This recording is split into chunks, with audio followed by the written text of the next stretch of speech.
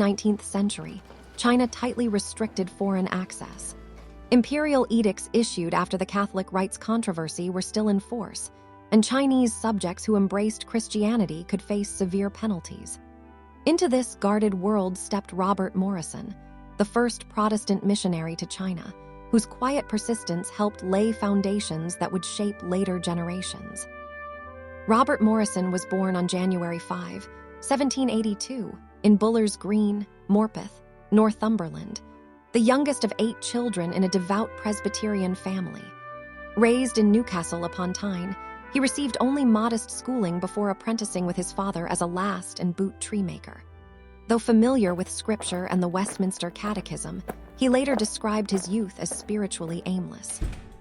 In his mid-teens, however, he experienced a deepening religious awakening that redirected his life. His mother's death in 1802 further strengthened his resolve. Having joined the Presbyterian Church in 1798, he now sensed a call to missionary service. Largely self-taught in Latin, Greek, Hebrew, and eventually Chinese, he immersed himself in study, preparing for a field few had ever attempted. In 1803, Morrison entered Hoxton Academy in North London for theological training, later continuing at the Missionary Academy in Gosport under David Bach. He supplemented his studies with instruction in medicine, astronomy, and Chinese in London, including lessons from Yang Sam Tak, one of the few Chinese then living in Britain. In 1804, he applied to the London Missionary Society, praying to be sent where the work was hardest. China, he believed, was that place. Ordained in January 1807, he sailed that year on an American vessel via New York, because the British East India Company refused passage to missionaries. After 113 days at sea, he arrived in Portuguese Macau on September 4, 1807. Missionary activity was forbidden in Qing territory, and Chinese officials pressured Macau's authorities to expel him. Forced to leave at first, Morrison nevertheless persisted. On February 20, 1809, he married Mary Morton in Macau. Around the same time, he secured a position as translator for the East India Company, which granted him legal residence and a measure of protection. By day, he translated trade documents.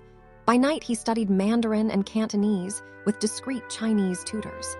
He also proposed establishing a missionary training base on Prince of Wales Island, Penang, and envisioned regular conferences for Asian Christian workers. Morrison collaborated closely with Chinese scholars and early converts. With colleague William Milne, he completed the New Testament translation in 1813, printed in 1814, and finished the Old Testament in 1819, with full publication in 1823, the first complete Protestant Bible in Chinese. His monumental 3-volume Chinese, English dictionary appeared between 1815 and 1823, alongside a Chinese grammar, hymn translations, a prayer book, and numerous tracts. In 1818, he and Milne founded the Anglo-Chinese College in Malacca to train local evangelists and scholars, emphasizing the importance of Chinese-led ministry. Conversions were few, around a dozen during Morrison's lifetime, including Kai Gao in 1814 and the influential Liang Fa. But he viewed his work as a necessary beginning, trusting that others would build on what he had started. The personal cost was heavy. Mary died in 1821, leaving Morrison widowed with young children. He buried her in Macau's Protestant cemetery, a place that would later become his own resting place. In 1823, he returned briefly to Britain, bringing thousands of Chinese books that were later deposited at University College London.